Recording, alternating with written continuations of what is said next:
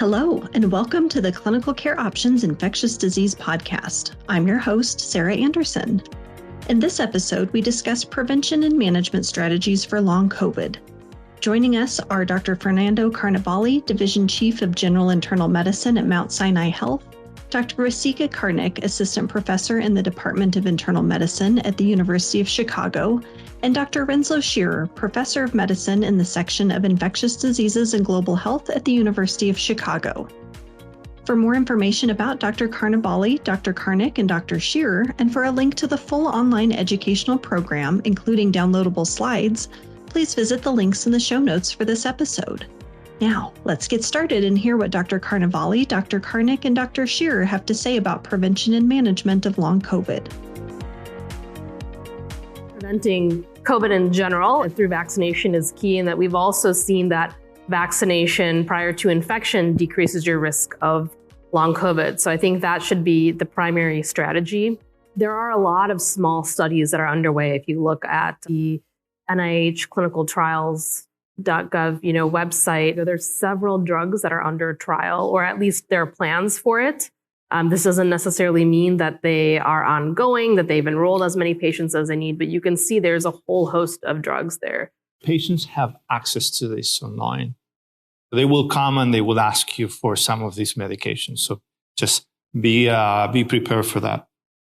But there's always contact information, right, for these trials, so that you can always directly get them engaged. Because I think in a perfect world, I would feel more comfortable trying medications for patients if I could do it in a monitored way, where I say, okay, we're part of a trial, let's monitor your outcomes. Because if we're going to try something, at least we could potentially see if it helps outcomes and can help other patients. So we're waiting on those trials.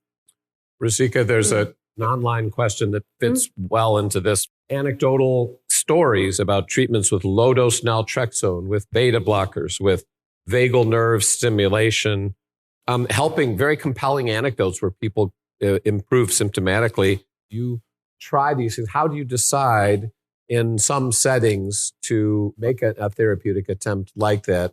And maybe you both should just speak about your own practice in clinic. I think it's just like the point of the low-dose naltrexone, perhaps, just to make that we were talking today. And it's just anecdotes. I mean, the data, is not robust enough. It's not really even for how long you will do it, at what dose you will do it. We do not know really the mechanism of how that works. And that's just sort of one of the examples. And this has been going on for like more than 20 years. With the fibromyalgia approach and the chronic fatigue syndrome, and not with robust data to show. Yep, I agree with that. I think for me, I have not been trying such medications. Maybe I'm, a little bit too shy to do it potentially, or just I'm waiting for some more data to come out. I have tried some things that I will think, potentially are low risk. So for example, the montelukast, I've tried that in some patients, but otherwise I have not been putting folks on other medications. Yeah, same thing. There are people that do it, though. Yes.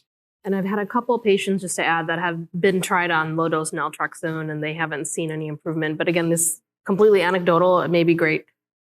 The most challenging aspects of managing patients with long COVID. And yes, part is the definition, part of the symptoms, part of the biomarkers, and they're not currently approved treatment options. But one of the pieces of this is how complex it is.